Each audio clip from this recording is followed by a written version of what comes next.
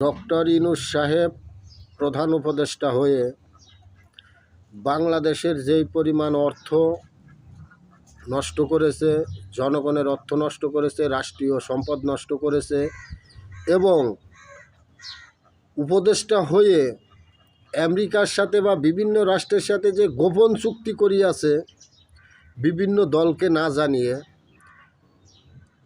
এই কারণে আমি মনে করি বর্তমান জনগণের ভোটে নির্বাচিত প্রধানমন্ত্রী হয়েছেন জাতীয়তাবাদী বিএনপি দলটি।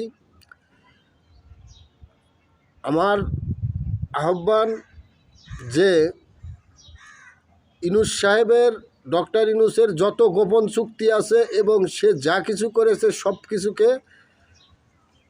নাকচ করা, পার্লামেন্টে সদস্যদের পরামর্শ সাপেক্ষে মাননীয় প্রধানমন্ত্রী সমস্ত গোপন চুক্তি বাতিল করিবেন।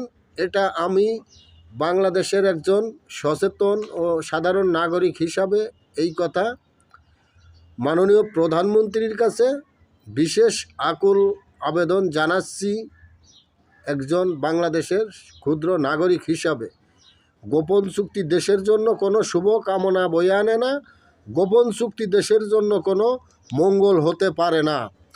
গোপন চুক্তি করে যে সে তার নিজের স্বার্থ হাসিল করে পর্দার আড়ালে থেকে। তাই ডক্টর ইউনূসের গোপন চুক্তি সম্পূর্ণভাবে যা কিছু করেছে সব কিছু বাতিল করতে হবে, এটাই বাংলাদেশের জনগণের দাবি। ধন্যবাদ সবাই। আমার ভিডিওটি ভালো লাগলে সাবস্ক্রাইব ও শেয়ার করিবেন।